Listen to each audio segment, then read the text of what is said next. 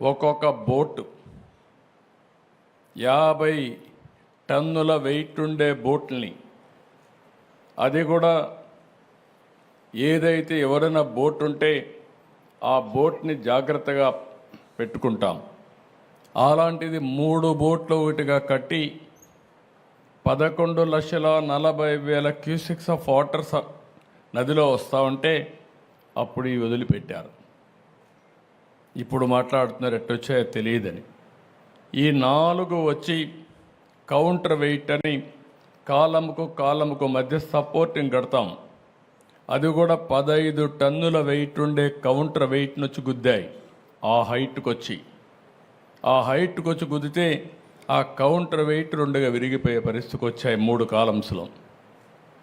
అంటే మీరు ఊహించుకోవాలి, అదే కానీ కాలమును కానీ గుద్దుంటే ఈరోజు ప్రకాశం బ్యారేజీ మనం చూసేవాళ్ళం కాదు. అది కొట్టుకొని పోతే లంక గ్రామాలు ఏమవుతాయి, ఈ ప్రాంతం అంతా ఏమవుతుంది? కనీసం అలాంటి బాధ్యత లేకుండా చేసి ఆ రోజు ఇదే చేశారు. బాబాయిని చంపేసి గుండెపోటుగా చిత్రీకరించిన వాళ్ళు ఇప్పుడు బోట్లు వదిలిపెట్టి మాకు తెలియదనే పరిస్థితికి వచ్చారు. కనీసం ఓనర్స్ అనేవాళ్ళు ఆ బోట్లు క్లెయిమ్ చేయలేదు, వచ్చి కొట్టాయి. 3 రోజులు మనం మన పనుల్లో ఉన్నాం. చూస్తే దానికి వైఎస్ఆర్ కాంగ్రెస్ పార్టీ కలర్స్ ఉన్నాయి.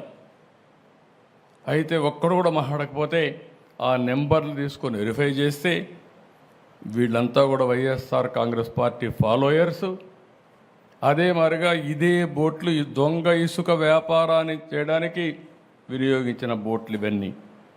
అంటే మనం గుర్తుపెట్టుకోవాలి, నేరాలు ఘోరాలు చేసే దుర్మార్గులు ప్రజా జీవితంలో ఉండి ప్రజల జీవితాలను అతలాకుతలం చేసే పరిస్థితికి వస్తున్నారు.